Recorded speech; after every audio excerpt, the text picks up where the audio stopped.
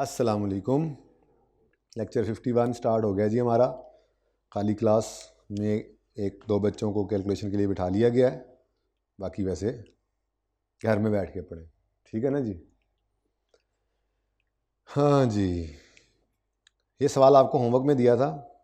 GL पास paper 18 page 195। Requirement है prepare notes on property plant and equipment and investment property for inclusion in GL financial statements for the year 30 June 2022। और important बात क्या है, comparatives और total are not required. ठीक है, तो ना तो आपने 21 का बनाना है नोट और ना ही आपने टोटल का कॉलम बनाना है, दोनों के अंदर, ठीक है। लेकिन नोट दो बनाने हैं, ठीक है। कल मैंने आपको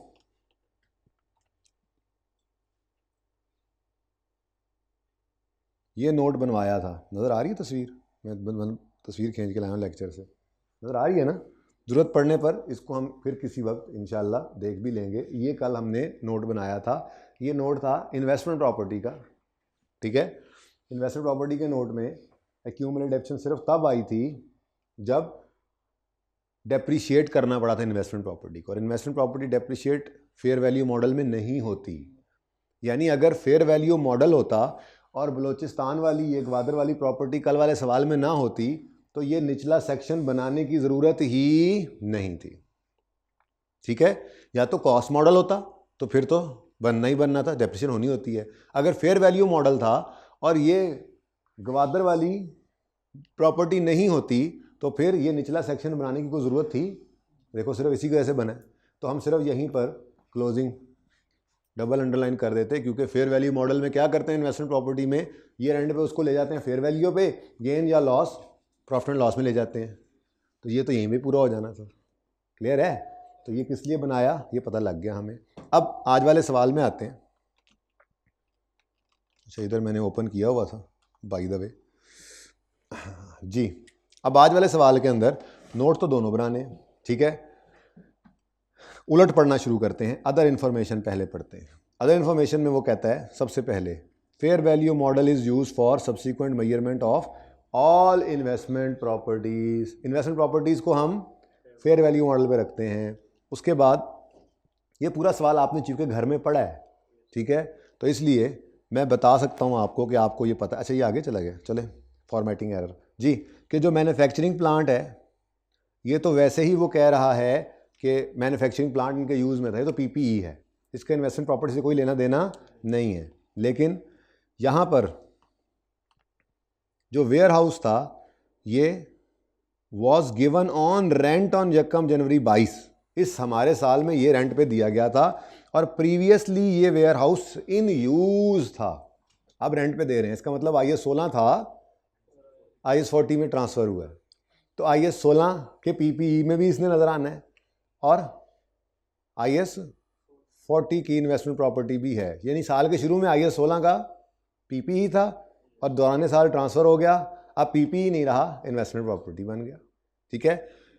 अगली बात, fair values of warehouse available हैं। इसका मतलब फेयर वैल्यू मॉडल पे इसको लेके जाना है और फेयर वैल्यू इसकी अवेलेबल है। ये लाइक ग्वादर वाली बलूचिस्तान वाली प्रॉपर्टी नहीं साबित हुआ।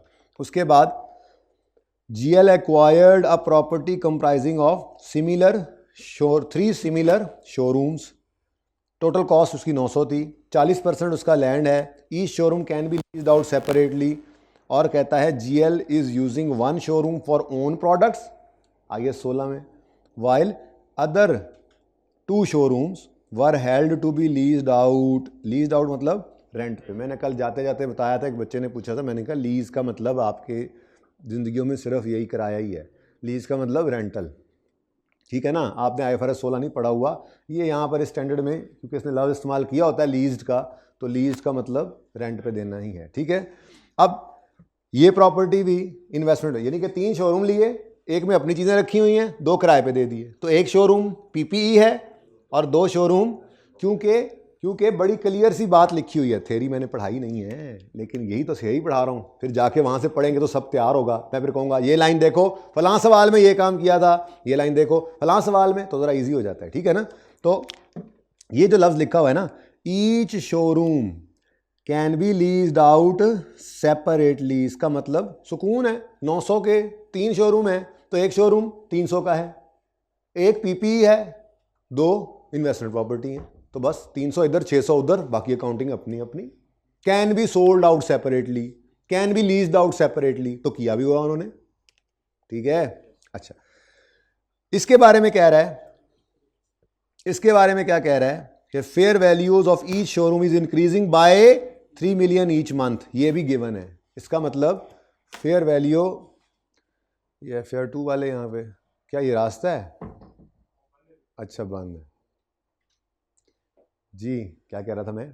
हाँ, इन्वेस्टमेंट प्रॉपर्टीज 2 हैं, एक वेयर हाउस जो अब शायद बना है या नहीं बना, जो भी है, वेयर हाउस भी बहरहाल इन्वेस्टमेंट प्रॉपर्टी, साल के शुरू में नहीं था, अब बन गया होगा, या साल के शुरू में नहीं होगा, अब साल के शुरू में होगा, अब नहीं रहा होगा, बहरहाल वेयर हाउस इन्वेस्टमेंट प्रॉपर्टी है तो सही, इस साल में या शुरू में या आखिर में। तो एक वेयर हाउस है, दूसरा शोरूम है, और दोनों की फेयर वैल्यूज अवेलेबल हैं, ठीक है ना।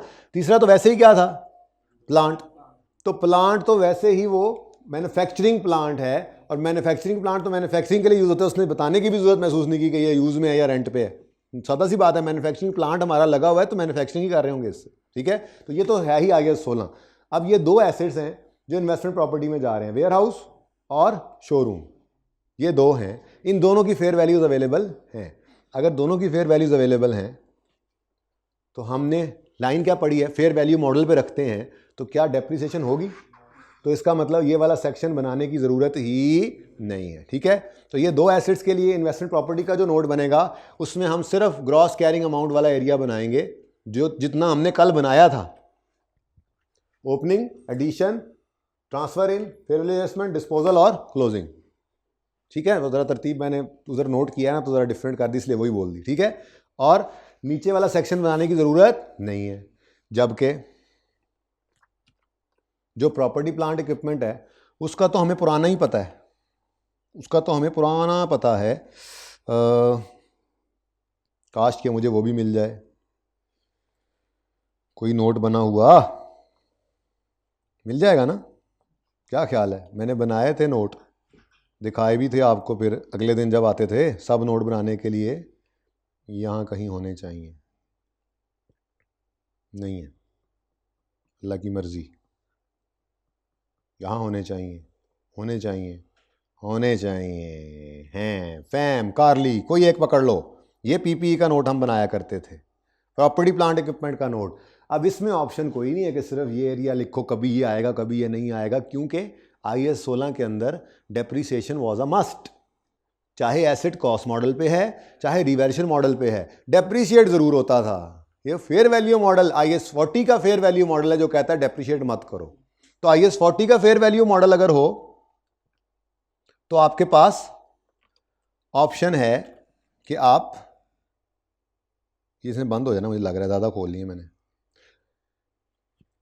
IAS 40 का इन्वेस्टमेंट प्रॉपर्टी का नोट है तो आपके पास ऑप्शन है, अगर तो फेयर वैल्यू मॉडल पे हैं और फेयर वैल्यूज अवेलेबल हैं तो सिर्फ ये सेक्शन बनाओ, ये बनाने की ज़रूरत नहीं है। और अगर IAS 16 का PPE का नोट बना रहे हो तो फिर आपके पास कोई ऑप्शन नहीं है, क्योंकि वहाँ पे तो डेप्रिसिएशन लाजमी है, कॉस्ट मॉडल वाले को भी डेप्रिसिएट करते हैं और रीवैल्यूएशन मॉडल वाले को भी रीवैल्यू करने के बाद रिमेनिंग लाइफ पे डेप्रिसिएट करते थे, तो ये तो नोट पूरे का पूरा ही बनेगा, ठीक है। अब दोनों नोट हमने बनाने थे, अब ये दोनों नोट आपने ऐसे ओपन कर लेने, ठीक है। डिसाइड क्या किया था मैंने सवाल पढ़ाते हुए आपको, investment property fair value model पर है इसलिए डेप्रिसिएट नहीं होना, और जो 2 एसेट्स जा रहे थे, आपने सवाल घर पे ट्राई भी किया, मैंने होमवर्क इसलिए दिया था, ठीक है ना, करवाना तो मैंने खुद था, बहुत इंपॉर्टेंट सवाल है।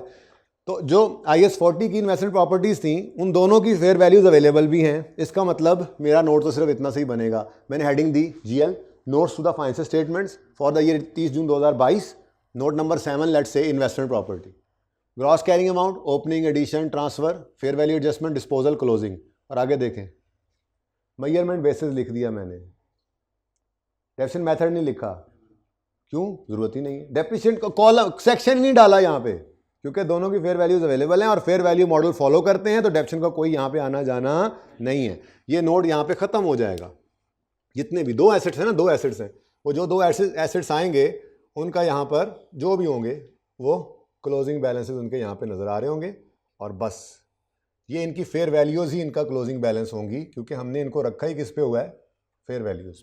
बस यहाँ पे ख़त्म इसका नोट। आगे फिर मेजरमेंट बेसिस बताएंगे, फेयर वैल्यू मॉडल, और उसके बाद कोई सब नोट होंगे तो वो उससे आगे लिखने होते हैं, इसके भी सब नोट 2-3।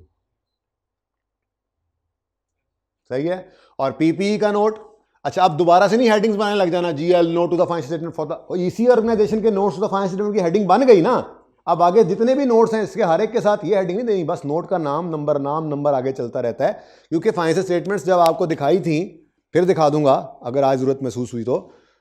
सबसे पहले इनकम स्टेटमेंट, फिर balance sheet, cash flow, change in equity, और फिर notes to the financial statements की जो हेडिंग शुरू होती है, उसके बाद फिर आगे नोट्स पे नोट्स। हर दफ़ा हेडिंग नहीं आती, नोट नंबर 1, 2, 3, 4 और नोट का नाम आता जाता है। तो यहाँ पे सिर्फ मैंने नाम लिखा। नोट कौन सा है, प्रॉपर्टी प्लांट एंड इक्विपमेंट का। इसमें 3 एसेट्स बच्चों ने मुझे बताया था आने, तो मैंने ऐसे अंदाजे से जगह छोड़ दी है।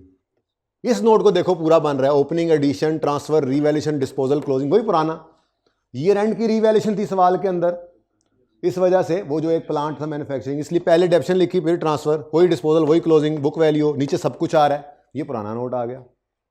ठीक है, तो इस तरह से आपने 2 सफ़ों के ऊपर इसको ओपन कर लेना है। ठीक है, मशवरा मेरा ये है, क्योंकि ये छोटा नोट है, इसको पहले सफ़े पे लिख लेना ताकि इसके सब नोट्स की जगह खाली बच जाए।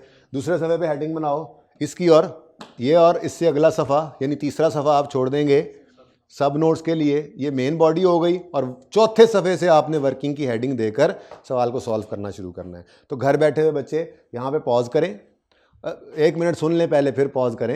इस पहले सफ़े पे इतना बना के बाकी सफ़ा छोड़ दीजिएगा, दूसरे सफ़े पे ये बनाइएगा, ख़त्म हो जाएगा सफ़ा। तीसरा सफ़ा सब नोट्स के लिए छोड़ देना है, और चौथे पे वर्किंग की हेडिंग देनी है। वर्किंग मैं इधर कर लूँगा, ठीक है, और फिर दोबारा ऑन करके इसको पढ़ना शुरू करना है। ठीक है, आपने तो मेरे साथ साथ बना लिया होगा, नहीं बनाया तो चलो आप भी बनाओ। बना लिया है, गुड, शाबाश। जब मैं नोट कर रहा था ना, रिकॉर्डिंग ऑन करने से पहले बच्चे साथ साथ बना रहे थे। अच्छा जी, इसको तो बंद करें ना। अब ये सवाल है हमारा, चलें शुरू करें काम। अब 1 बाय 1 जो पढ़ा है वो अप्लाई करना है। जो मैंने कल तक पढ़ाया है ना, आप देखोगे उसमें कोई चीज़ इजाफी नहीं होगी इंशाल्लाह। अब वो 4 छोटी सी एग्जांपल्स पढ़ी थी किताब से, IKP किताब की थी, फिर मैंने एक सवाल उन्हीं 4 एग्जाम्पल को डाल के 2-3 और भी डाल दिए थे। अभी वो इसमें टेस्ट भी नहीं किया IKP ने, अभी उसी लेवल तक है जितने तक 4 एग्जाम्पल्स थी। आज सवाल बन के आ गया सामने आपके। तो मैं सोच रहा था ना कि उस सवाल को मैं कहूँगा कि चलो जी PPE का नोट भी बनाएं, तो उससे बेहतर फिर मैंने होमवर्क देकर समझा कि इसी को ही डिस्कस कर लेते हैं। बात तो डिस्कस हो ही जाएगी, तो उसको सिर्फ इन्वेस्टमेंट प्रॉपर्टी तक ही रहने देते हैं, स्कॉर्पियो वाले को, ठीक है, और इसको हम कर लेते हैं। अब following information pertains to non current assets of GL purchased a manufacturing plant for 340 on 1 January 2000। लो जी, ये अब PPE है, ठीक है, मैन्युफैक्चरिंग प्लांट है ना, 340 का खरीदा है, डेट ऑफ परचेज है 1 जनवरी 21। हमारा साल 30 जून 22 है रिक्वायर्ड। तो ये 1 जनवरी 21 वाला एसेट पहले एंड करेगा 30 जून 21 में पहला साल, वो क्लोजिंग होगा जो शायद हमारे साल का ओपनिंग बनेगा 1 जुलाई 21, और फिर 30 जून 22। यानी वर्किंग तो तफसील से करनी पड़ेगी, शॉर्टकट भी नहीं लगा सकते थे, क्योंकि 1 जनवरी 21 को ख़रीदा है, 30 जून 21 में रीवैल्यू हो रहा है, फिर 30 जून 22 में रीवैल्यू हो रहा है, तो वर्किंग हमें करनी है। जैसे सीखा है वैसे ही करना है। पियानो वाला सवाल याद है, वैसा ही है समझो, बल्कि हाँ उसमें 1 साल बाद ही था ना, हाँ वैसा ही है। सुकी लिमिटेड वाले में क्या था, शायद उसमें 2 साल बाद था। बहरहाल इन 2 सवालों के अंदर यही था, रीवैल्यूएशन भी थी और साथ में एस्टीमेट चेंज भी था। बिल्कुल वही काम यहाँ करना है, जैसे सिखाया हुआ है, कोई नई चीज़ नहीं आएगी, जो पढ़ा हुआ है वही आ रहा होता है, ऐसी बात नहीं होती। सवाल बस सामने आता है तो चीज़ें पढ़ी हुई उसी के अंदर, कोई इधर से उठा के सवाल बनता है, ठीक है। तो 1 जनवरी पर हमने एसेट खरीदा है, इसकी एस्टिमेटेड लाइफ थी 13 साल और इसकी रेजुअल वैल्यू थी 60 मिलियन,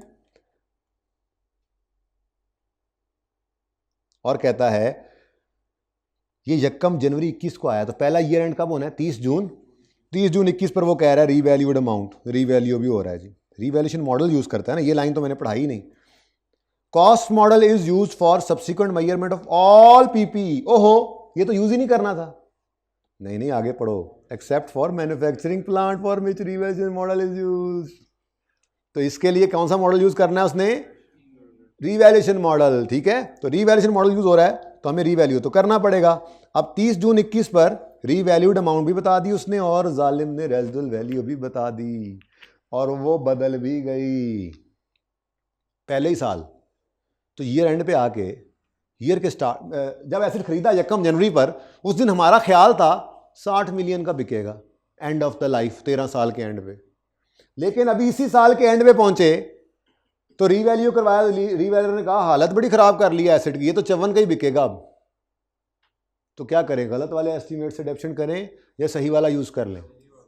ये बात पढ़ाई हुई है, ठीक है ना। एस्टीमेट चेंज को साल के पहले दिन पर लेकर आना है। ये तो एसेट ही 1 जनवरी पर आ गया ना, 6 महीने डेप्शिट होना है। उसकी वजह ये होती है कि डेप्रिसिएशन इज एन एस्टीमेट, अंदाजा है। 1 जनवरी 21 पर अंदाजा था कि 60 का बिकेगा लाइफ के एंड पर, लेकिन जब डेप्शन का वक्त आया, ये गुजरा नहीं था वक्त।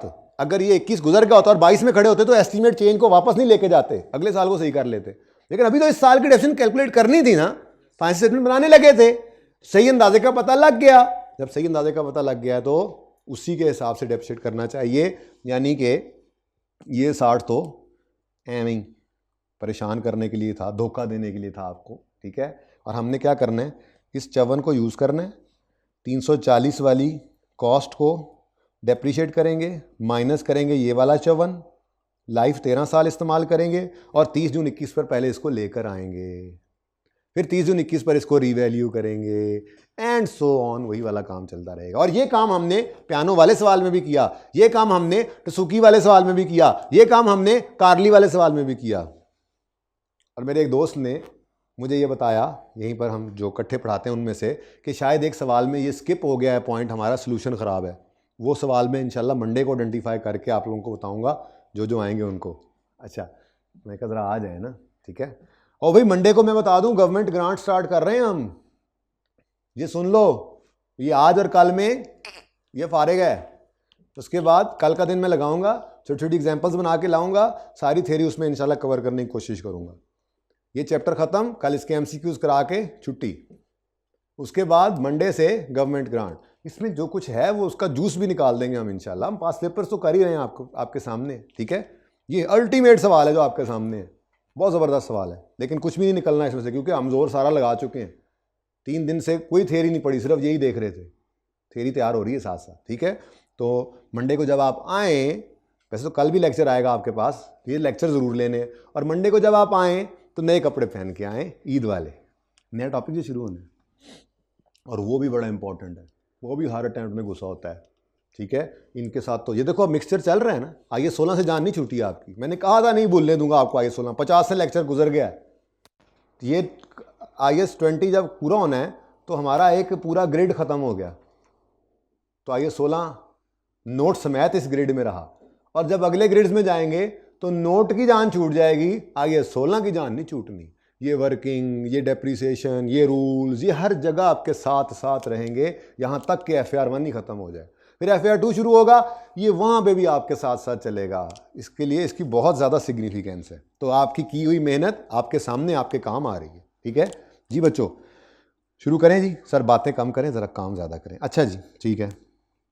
वर्किंग 1, पहली वर्किंग होने लगी है। मशहूर ज़माना, फेवरेट, डेट, डिस्क्रिप्शन,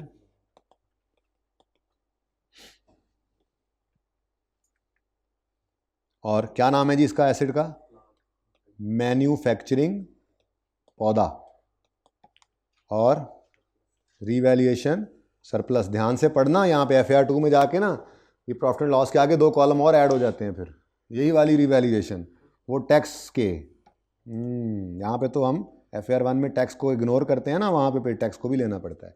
अच्छा जी, अब बच्चों किस दिन खरीदा आपने इसको, 1 जनवरी 2000। कितनी कॉस्ट थी इसकी, शरीफ आदमी की 340। अब आप इसको, ईयर एंड आएगा 30 जून 2021 पहला, आप इसको डेप्रीशिएट करने लगोगे। डेप्रीशिएट करने के लिए कॉस्ट माइनस, 1 मिनट अभी ना लिखना, ठीक है, अभी जरा रुक जाओ, -60/13 करने लगोगे तो साथ वाला कहेगा भाई 60 नहीं, क्योंकि अब पता लग गया 30 जून 21 पर कि 54 होगी रेजिडुअल वैल्यू। तो पुराना अंदाजा था ना, अंदाजा, एस्टीमेट, अंदाजा तो अंदाजा होता है, हो गया गलत। अब गलत अंदाजे वाली डेप्शन करके सही करें, फिर पागल हैं क्या? छोड़ें उसको, 51 को पकड़ें। हमने कहा अच्छा यहाँ पे 54, ये रेड कर दिया ताकि आपको याद रहे, ठीक है। लेकिन अगली बात ना भूलना, हाँ ये कितने महीने की डेप्रिसिएशन है? ये तो पूरे साल की डेप्रिसिएशन निकाल देगा। हमने कितने महीने की डेप्रिसिएशन लेनी है? तो 6/12। जी फरमाएं। 11। उसके बाद बुक वैल्यू बताना पसंद करेंगे? जिस काम के लिए ये 2-3 बच्चे बिठाए हैं वो काम ना करना तो भगा दूंगा मैं फिर। जी 329 सही है। अब इस दिन इसको क्या कर लो, रीवैल्यू कर लो और 304 पे ले जाओ। चलो जी, ओह बिस्मिल्लाह करा। ऐसे भी कभी देखा था कोई सवाल? पहले साल ही लॉस आ गया, शायद देखा भी हो, नहीं भी देखा तो आज तो देख लिया ना। पहले साल लॉस आ गया, कोई सरप्लस नहीं, सारे का सारा उठेगा प्रॉफिट एंड लॉस में। तो 30 जून 2021 पर एक लाइन आपने छोड़ी खाली और लिखा रीवैल्यूड अमाउंट को कितना जी? 304, और आपको आ गया 25 रुपए का लॉस, जिसको कहते हैं लॉस, रीवैल्यूएशन लॉस। अब लॉस है, आया है, देख रहा है, ऊपर कुछ सरप्लस नहीं है, तो सारे का सारा कहां चला जाएगा? प्रॉफिट एंड लॉस में। यार एक काम ना कर लें, तेरा फायदा ही हो जाएगा।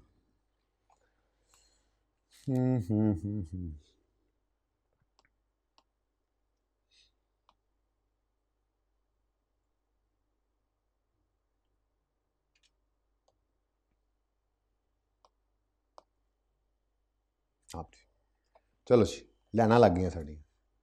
अच्छा जी, अब रीवैल्यूड, अच्छा सीधा सीधा लिख लिया करेंगे ना। रीवैल्यूड अमाउंट कितनी बताई थी जी? 304। तो 25 का क्या आ गया जी? लॉस, सीधा ही चला गया प्रॉफिट एंड लॉस में, ठीक है। उसके बाद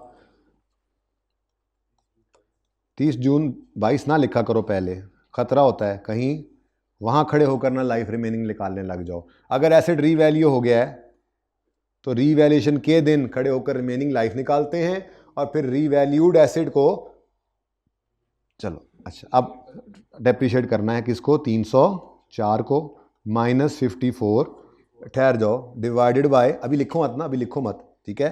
30 जून 21 पर हमने लाइफ निकालनी है। यकम जनवरी 21 से 30 जून 21 तक कितने महीने गुजर गए? 6 महीने, यानी आधा साल। ओरिजिनल लाइफ कितनी थी? 13। 13 में से आधा गया तो रह गया 12.5, तो 12.5 वाला काम शुरू हो गया। लेकिन भाई ये 12.5 ईयर्स हैं और इसने ईयरली डेप्रिसिएशन निकालनी है मल्टीपल टाइम्स, अब ये बात हम कर चुके हैं, तो इसको 6/12 करने की या इंटू 2 करने की ज़रूरत नहीं है, फजूल सा कोई काम। ईयर से डिवाइड किया तो ईयरली डेप्रिसिएशन है ये, ठीक है। और साथ ही आपको पता है 25 है, नशर तो करना ही होता है हमने, ठीक है। और इसका कोई सरप्लस बेचारे का नहीं होता, ये तो बस इसका कोई रेजुअल वैल्यू नहीं होती इसकी, ये तो बस जैसे होता है वैसे का वैसे ही आ जाता है, ठीक है। ये करके ना एकदम से आपकी नज़र पड़ी सवाल पर और आपने क्या देखा? आपने जो देखा वो कुछ मुनासिब नहीं था। आपने देखा 30 जून पे एसेट फिर रीवैल्यू हो रहा है, चलो इसमें तो कोई मसला नहीं था, याड़ा लिख दे याड़ा जी। 30 जून 22 पर ये एसेट दोबारा रीवैल्यू हो रहा है, लेकिन जुल्म हो गया, जुल्म, एस्टीमेट चेंज फिर है। तो 30 जून 22 तक इसको सही वाले एस्टीमेट से लेके जाना है। पता जो लग गया 30 जून 22 पे, अभी डेप्शन निकालनी हमारे एंड पे बाकी है ना, तो हम सही वाले एस्टीमेट की निकाल लेते हैं, मसला क्या है, ठीक है। तो यहाँ पर 54 नहीं आ सकता, अब अगेन यहाँ पर रेड किया मैंने, तो यहाँ पर अब 44 आएगा जो नई रेजिडुअल वैल्यू होती, ठीक हो गया, सही है। चलें जी, अब बताएं आंसर हैं। 21 राउंड कर दिया भाई ने, बहुत अच्छा किया, कोई मसला नहीं है जी। और यहाँ पर 2 पॉजिटिव, ठीक है जी, फरमाएं। 283 और 23, ठीक है। ये आ गई हमारे पास बुक वैल्यू 30 जून 2022 की। अब करो रीवैल्यू इसको, सुकून से करो। 30 जून 22 पर ये एसेट रीवैल्यू हुआ तो एक लाइन आपने छोड़ दी फिर, और एक लाइन छोड़कर रीवैल्यूड अमाउंट आपने लिख ली। जी बच्चों, कितनी है जी रीवैल्यूड अमाउंट? 315। सुभान अल्लाह, आज बाद में गेन आया लॉस के। तो ऐसा भी होता था, हम करते थे प्रैक्टिस में जी। अब आई कैप का सवाल है जी, बोले 32 रीवैल्यूएशन सरप्लस। लो जी, खुशियाँ आ गई, गमों को मिटा देंगी। सबसे पहले गमों को मिटा देंगी, reversal of previously booked loss, और 9 रुपए की खुशियाँ फिर भी बच जाएंगी। और बच्चों बिल्कुल इसको डेप्रीशिएट करते, रिमेनिंग लाइफ निकालते। लेकिन अगर 23 के साल में जाना होता तो ये एंड की रीवैल्यूएशन है ना, तो पहले डेप्रीसिएशन हो चुकी है, एंड पे रीवैल्यूएशन हुई। अब उसके बाद दोबारा डेप्शन करना ना शुरू कर देना, डेप्रीसिएशन हो चुकी है, मेरी वर्किंग यहाँ पर एंड हुई। तो ये तो मैंने वर्किंग करवाई है, अब इसको नोट में डालना है। ये काम हमने कई दफ़ा किया होगा। पीपीई है या इन्वेस्टमेंट प्रॉपर्टी है? पीपीई है, वही पुराना, ठीक है। नोट किस साल का बना रहे हैं? 30 जून 2022 का। तो ओपनिंग बैलेंस यकम जुलाई 2021 पर होगा, बोलो और बोलो होगा तो यकम जुलाई 21 का ना रिक्वायर्ड। बात किसकी करने लगे हम? मैन्युफैक्चरिंग प्लांट की। मैन्युफैक्चरिंग प्लांट, आप पूरा लिखना, मुनाफिक प्लांट लग रहा है ये तो। अच्छा, मैन्युफैक्चरिंग प्लांट, ठीक है। अब यकम जुलाई पर इसका ओपनिंग चाहिए मुझे, दोनों जगह पर। एक बात आपके पल्लू से बांधी थी कि कभी भी यकम जुलाई 21 पर खड़े होकर ओपनिंग मत निकालना, एक दिन पीछे आना। अब एक दिन पीछे वी ना कर देना, जून वाला साल है, ठीक है। तो यकम जुलाई 21 से एक दिन पीछे आए तो 30 जून 21 बनता है। क्या बनता है जी? ये 30 जून 21 खड़े होंगे हम, इस दिन खड़े होकर हम क्लोजिंग बैलेंसेस निकालेंगे। इससे हमें बहुत सारे फायदे हो जाते थे, गलतियों से बच जाते थे। ऐसे ही है ना, क्लोजिंग बैलेंस निकाल लेंगे, एसिड का भी और एक्यूमुलेटेड डेप्रीसिएशन का भी। ये क्लोजिंग हम अपने साल का ओपनिंग बनाएंगे, और इससे हम कई दफ़ा गलती से बचते भी थे, और नहीं करेंगे तो गलती हो जाती है। अब 30 जून 21 पर एसिड को ढूंढते हैं। क्या समझाया था? अगर ये एसिड जिंदगी में कभी रीवैल्यू हुआ होगा तो 30 जून 21 पर इसकी लेटेस्ट रीवैल्यूड अमाउंट पड़ी होगी, और नहीं हुआ होगा तो कॉस्ट पड़ी होगी।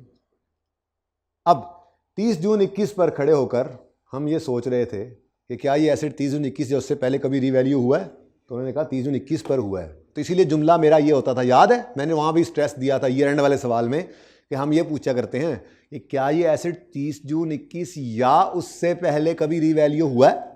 तो 30 जून 21 पर ही हुआ है। अगर 30 जून 21 पर रीवैल्यू हुआ है तो फिर 30 जून 21 पर ये लेटेस्ट रीवैल्यूड अमाउंट जो है यही इसका क्लोजिंग बैलेंस होगी। तो ये 304 क्लोजिंग जो है ये हमारे यकम जुलाई 21 का ओपनिंग बने, ठीक है। इसमें तो इतना मसला नहीं होता। Start of the year revaluation वाले सवाल के अंदर अक्सर गलती हो जाती है, इसलिए उसूल तो एक ही बना लेते हैं ना हम, उसी पे फिर चलते हैं। अब अगर ये एसेट, अच्छा एक्यूमुलेशन के लिए क्या क्या सवाल होता था? अगर तो ये एसेट रीवैल्यू हुआ है तो जिस दिन रीवैल्यू हुआ है उस दिन तक की डेप्रिसिएशन एलिमिनेट होकर नील हो जाती है, ऐसा ही है ना? बोलो। इसलिए वो डेट ऑफ लास्ट रीवैल्यूएशन से ये 31 दिसंबर जहां पे हम खड़े हैं उस दिन तक की डेप्शन पड़ी होती है। और अगर कभी रीवैल्यू ना हुआ हो तो डेट ऑफ परचेज से जिस दिन खड़े होते हैं उस दिन तक की डेप्शन पड़ी होती है। अब हमने 30 जून 21 पर क्लोजिंग निकालना है एक्यूमुलेटेड डेप्शन का। हमने सवाल से पूछा क्या ये एसेट कभी रीवैल्यू है? उन्होंने कहा हाँ हुआ है। हमने कहा किस दिन? उन्होंने कहा 30 जून 21 पे। हमने कहा इसका मतलब इस दिन तक की डेप्शन तो एलिमिनेट होकर नील हो गई होगी। तो 30 जून 21 पर जो एक्यूमुलेटेड डेप्शन पड़ी होगी वो 30 जून 21 से 30 जून 21 तक की होगी। 30 जून 21 से, यानी कि इस दिन ही तो आखिर रीवैल्यू हुआ है, तो एक्यूमुलेटेड डेप्शन तो सारी इस दिन एलिमिनेट हो गई होगी। तो ये क्लोजिंग बैलेंस है 30 जून 21 का, जो यकम जुलाई 21 का ओपनिंग बने। कोई मसला? कोई पुराना असूल लगाया, ठीक है। उसके बाद ये काम हो गया जी, ठीक है। उसके बाद क्या करना है? डेप्रीसिएशन। एडिशन तो कोई नहीं होगा, क्या करना है? डेप्रीसिएशन। 21 रुपये की डेप्रीसिएशन है, ये तो एंट्री हम करते ही नहीं ना। और वैसे भी पीपीई का नोट बनाते हुए आपको याद है मैंने कहा था इसको छुपा दिया करो, स्केल रख के, काटा ना करो, क्योंकि बाद सब नोट बनाते फिर जरूरत पड़ती है। मैं तो ये कर सकता हूँ, मैं बाद में मिटा देता हूँ, तो स्केल साथ लेके जाते हैं हम, ठीक है। यहाँ पे स्केल रख देते हैं, पीपीई का नोट बनाते हैं सिर्फ हम इसको, ठीक है। तो ये यहाँ पे हम खड़े हैं 30 जून 21 या जक्कम जुलाई 21 पर। अब अगला साल शुरू होता है। सबसे पहले क्या कर रहे हैं, डेप्रीशिएट। कितना डेप्रीशिएट किया, डेप्रीसिएशन एक्सपेंस डेबिट दिमाग में, यहाँ पे ये डेप्रीसिएशन एक्सपेंस डेबिट नहीं है, यहाँ पे मुझे क्या चाहिए, अक्यूमुलेटेड डेप्रीसिएशन का क्रेडिट। इधर आए 21। आज इत्तेफाक की बात है FAR2 की क्लास के अंदर मैं यही बनवा के आ रहा हूँ, वहाँ पे बनाना पड़ गया IAS 12 में जाके, डिस्पोजल भी था रीवैल्यूड का, पीपीई का, ठीक है। तो ध्यान से पढ़ा करो, इंट्रो वाला भी यूज़ हो रहा है, आगे भी होता रहेगा, फाइनल तक भी ये सब ऐसे ही है, साथ साथ ही चलना है यहाँ पढ़ा हुआ आगे इस्तेमाल होता है जी। उसके बाद एसेट क्या हो रहा है, हो गया डेप्रीशिएट, 30 जून 22 पे आ गया है। अब क्या करना है, रीवैल्यू। तो रीवैल्यूएशन के लिए पहला काम एलिमिनेट करनी है एक्यूमुलेटेड डेप्शन, ट्रांसफर करना है एक्यूमुलेशन का बैलेंस एसेट में, ताकि वो बुक वैल्यू पे नजर आए। अब अगर ये एसेट इस दिन रीवैल्यू हुआ है, देखो ना यहाँ पे हम करने लगे हैं इसको रीवैल्यू, इस दिन ट्रांसफर की एंट्री करनी है। अगर कभी रीवैल्यू ना हुआ होता तो यहाँ से यहाँ तक की डेप्शन एक्यूमुलेटेड डेप्शन अकाउंट में पड़ी होती, ट्रांसफर कर देते। और अगर कभी रीवैल्यू हो गया हुआ तो उस दिन से 30 जून 22 तक की पड़ी होगी। ये रीवैल्यू हुआ पड़ा है, ये इसका मतलब सिर्फ डेप्शन पड़ी कितनी है। ये तो सिर्फ वैसे सिखाया आपको, वरना आपका सवाल आपको खुद बता रहा है आज तक कितनी डेप्शन एक्यूमुलेट हो चुकी है। इसीलिए कहता हूँ कि ईयर एंड की रीवैल्यूएशन हो तो पहले डेप्शन लिख लो, फिर ट्रांसफ़र लिखो, इससे फ़ायदा हो जाता है, ठीक है। तो कितनी डेप्शन पड़ी है जी, ट्रांसफ़र करो, एक्यूमुलेटेड डेप्रिसिएशन डेबिट, और एडिशन कोई नहीं है, ट्रांसफ़र, ये एसेट क्रेडिट 21। अच्छा सर कर लेता हूँ, उत्ते जाते जाते 22 हो गए जी, ठीक है, होगी ट्रांसफ़र। उसके बाद क्या करो, सरप्लस है या लॉस है उसको रिकॉर्ड करो। तो 32 का क्या है, सरप्लस। सरप्लस प्लांट में डेबिट, क्रेडिट हमारी बला से जहाँ मर्जी हो, बाढ़ में जाए। इस वक्त तो पीपीई का मेन नोट बन रहा है। हाँ, जब रीवन सरप्लस की मूवमेंट बनाएंगे तो फिर इसको बाढ़ में फेंक देंगे, फिर वो सिर्फ ओपन कर लेंगे, ठीक है, इससे आसानी होती है। तो पीपीई डेबिट कितने से, 32 से, कोई डिस्पोजल नहीं है, क्लोजिंग बैलेंस 300, और ये लेटेस्ट रीवैल्यूड अमाउंट होगी, निशानी है, सवाल सही जा रहा है, ठीक है। उसके बाद डिस्पोजल कोई नहीं है, डेप्रिसिएशन इस साल की कुछ भी नहीं शो कर, एक्यूमुलेशन कुछ भी नहीं पड़ा होगा, क्योंकि ईयर एंड रीवैल्यूएशन है ना, पिछले साल भी तो यही बोला है, ईयर एंड रीवैल्यूएशन है, तो उस दिन पर जितना एक्यूमुलेशन का बैलेंस पड़ा था वो तो एलिमिनेट हो गया। तो इसलिए ईयर एंड रीवैल्यूएशन वाला सवाल हो तो जिस साल में रीवैल्यूएशन हो उस साल में एक्यूमुलेटेड का बैलेंस जीरो होता है, क्योंकि उस साल के एंड पर तो रीवैल्यूएशन होती है, तो सारा कुछ ट्रांसफर होकर एलिमिनेट होकर नील हो जाता है यहाँ, ठीक है जी। तो जी 315 में से ये सिफर माइनस करें तो 315 ही आता है, आपकी वर्किंग से भी ये मैच हो जाएगा, ठीक है। मेजरमेंट बेसिस कौन सी है जी, रीवैल्यूएशन मॉडल है। डेप्रिसिएशन मेथड कौन सा है जी, पूरा लिखना आपने पर्चे में, स्ट्रेट लाइन, और 12.5 ईयर्स, ठीक है। तो ये जनाब आपका एक एसेट हो गया, और इसमें कोई इन्वेस्टमेंट प्रॉपर्टी इन्वॉल्व ही नहीं हुआ। चलें आगे, नेक्स्ट। अच्छा, इसके सब नोट्स भी बनाते ही चलते हैं, मैं तो कहता हूं, क्या ख्याल है। इसके 3 सब नोट्स होते हैं, इसके 3 सब नोट्स होते हैं।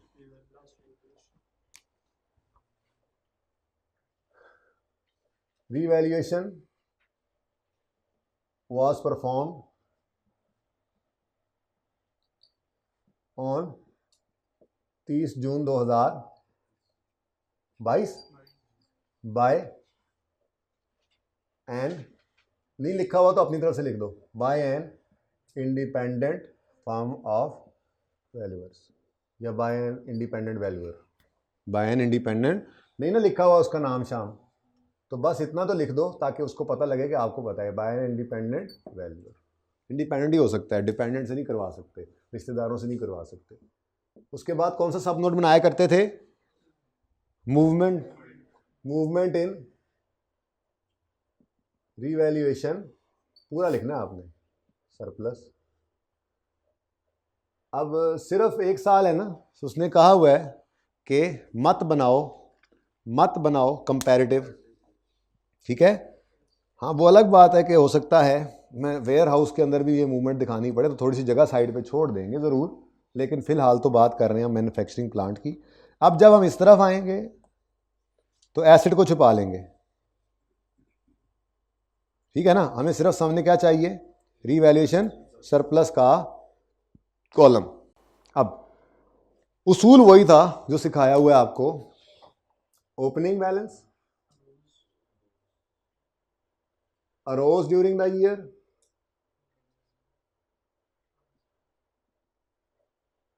transferred to retained earnings, adjusted अगर कोई लॉस आ जाता है तो इसको खा जाता है तो, और क्लोजिंग बैलेंस।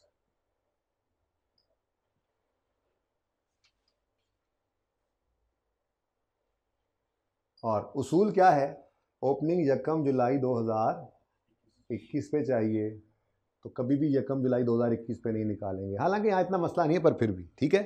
अच्छा, असल में ना वेयर हाउस के लिए भी ये मूवमेंट बनानी है, तो दोबारा से लिखने की बजाय मैं यहीं पे थोड़ी सी जगह छोड़ दूंगा, लेकिन फिलहाल तो मेरे सामने सिर्फ क्या है, मैन्युफैक्चरिंग प्लांट।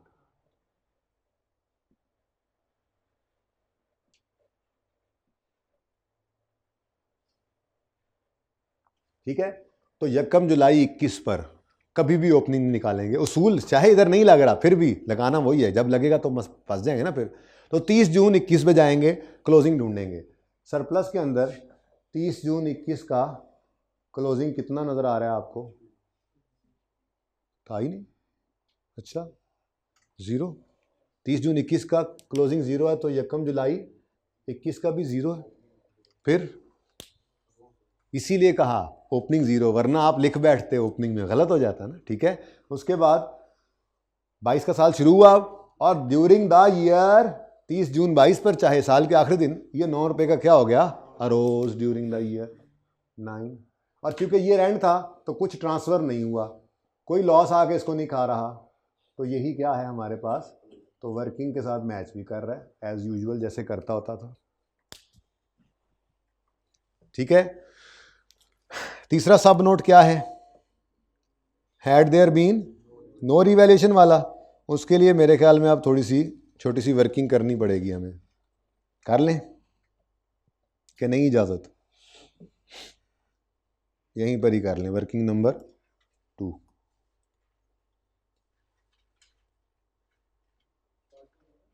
जी पार्ट 2 अब इसके बाद कर लें। अब ये मैं मैन्युफैक्चरिंग प्लांट पूरा करता हूँ ना, फिर पार्ट 2 शुरू करते हैं, ठीक है जी।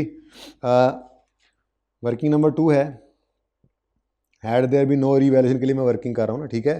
तो बस ठीक है, डायरेक्ट ही करो। डेट क्या है, यकम खरीदने की जनवरी 2021, कॉस्ट कितनी थी इसकी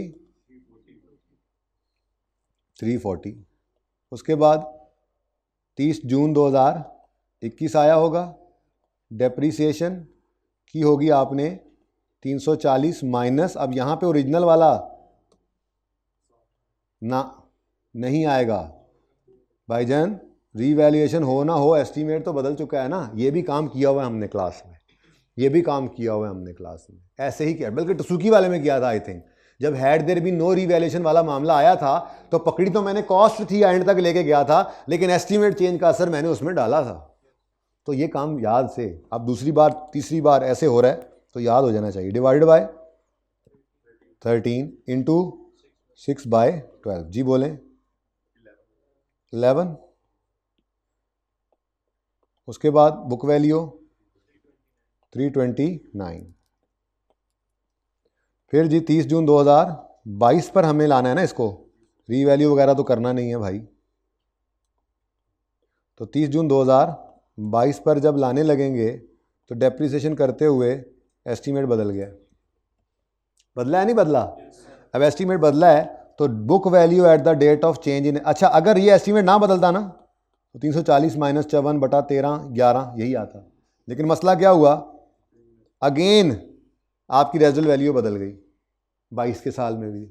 तो अगर रेजुअल वैल्यू, अगर एस्टीमेट चेंज हो जाए तो आपको बताया हुआ है कि आपने book value at the date of change in estimate को रिमेनिंग लाइफ के ऊपर डेप्रीशिएट करना है और रेजिडुअल वैल्यू रिवाइज्ड वाली लेनी है। ये शुरू में चेंज इन एस्टीमेट पढ़ाया था जब, ठीक है, लेकिन यहाँ पे पूरे साल की डेप्रीसिएशन आनी है, आपको बटा लगाने की ज़रूरत नहीं है। तो book value at the date of change in estimate depreciate करनी थी रिमेनिंग लाइफ पर। रिमेनिंग लाइफ किस दिन निकालनी है? जिस दिन एस्टीमेट में चेंज आ रहा है। एस्टीमेट चेंज चाहे उसने 30 जून पर लिखा हुआ है, लेकिन क्या बताया हुआ आपको, उठा के कहाँ लाते हैं? साल के पहले दिन। तो पहला दिन तो यही है, ठीक है, ये 30 जून 22 का मतलब ही तो यकम जुलाई, सॉरी 30 जून 21 का मतलब ही तो यकम जुलाई 21 है। तो यकम जुलाई 21 साल का पहला दिन है। इसी दिन एस्टीमेट चेंज था तो एंड पे, लेकिन उसूल क्या बताया हुआ, हमेशा साल के पहले दिन लाते हैं, तो ले आए। अब इस दिन खड़े होकर रिमेनिंग लाइफ कितनी है? 6 महीने गुजर गए, 13 में से आधा साल गया तो बाकी 12.5, तो वो 12.5 पर ही एसेट को डेप्रीशिएट किया, ठीक है। तो ये एक टेक्निकल काम था, लेकिन सीखा हुआ था पहले, ठीक है जी। बोलें 23 और बुक वैल्यू आ जाएगी। और कोई नई बात तो नहीं की मैंने, ये काम हमने एक सवाल के अंदर किया हुआ है सुकी लिमिटेड वाले में, नोट बनाते हुए ना इसकी जरूरत पड़ी थी, क्योंकि असल तो पियानो में भी यही काम होता है अगर कॉस्ट मॉडल पे चलते तो, लेकिन चूंकि उसमें जरूरत नहीं थी, उसमें तो उसने शायद एंट्रीज मांगी थी या वर्किंग कही थी। नोट जब मांगता है तो रीवैल्यूएशन मॉडल वाले एसेट के लिए ये वाला सब नोट बनाना पड़ता है, had there been no revaluation. तो इस वजह से हम ये बनाने पर मजबूर हुए। सुकी में भी किया था, इसमें भी कर रहे हैं। तो अगर एस्टीमेट चेंज हो जाए, रीवैल्यूएशन को साइड पे भी करना है ना, had there been no revaluation वाली वर्किंग कर रहे हो, तो उस एस्टीमेट चेंज को लाजमी इनबिल्ट करना है आपने, ये याद रखना है। अब ये दूसरी तीसरी बार बात हो रही है, अब याद रख लेना जी। बुक वैल्यू यही तो चाहिए थी, had there been no revaluation, बस एक लाइन में लिख देंगे। अब यार ये नहीं जानता पाया, हैड देयर बीन तो 8.3, had there been no revaluation, book value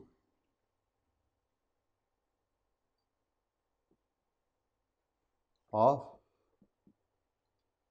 क्या है, manufacturing plant, book value of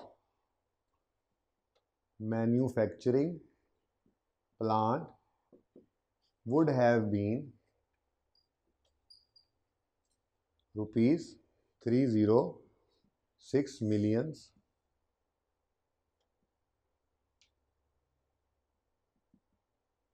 और वर्किंग नंबर 2 एग्जामिनर देख लें अगर आपने देखना है कि ये 306 बना कैसे, ठीक है ना। तो ये तरीका ही रख लो आप, यहाँ पे सब नोट्स में सिर्फ एक लाइन लिखा करो और वर्किंग अलग से कर लिया, ताकि गंद उधर ही पड़े, इधर ना पड़े, जो भी है। लो जी, अब मुझे कोई ये ना कहे कि इस पॉइंट की तरफ वापस आएं, मैं किसी सूरत नहीं इस पॉइंट की तरफ वापस आऊँगा। उसकी वजह क्या है? उसकी वजह क्या है बोलो? बस ये इन्वेस्टमेंट प्रॉपर्टी में तो आया नहीं है, ये पीपीई ही था और इसके सब नोट्स तक मैंने बना दिए, और पीपीई के अंदर और कोई सब नोट भी नहीं है उस पीपीई के नोट के अंदर, ठीक है। चलें आगे, चलो जी पॉइंट नंबर 2 पढ़ो। ये पॉइंट नंबर 2 हमने कल किया हुआ, पार्ट 2 भी शुरू कर लें।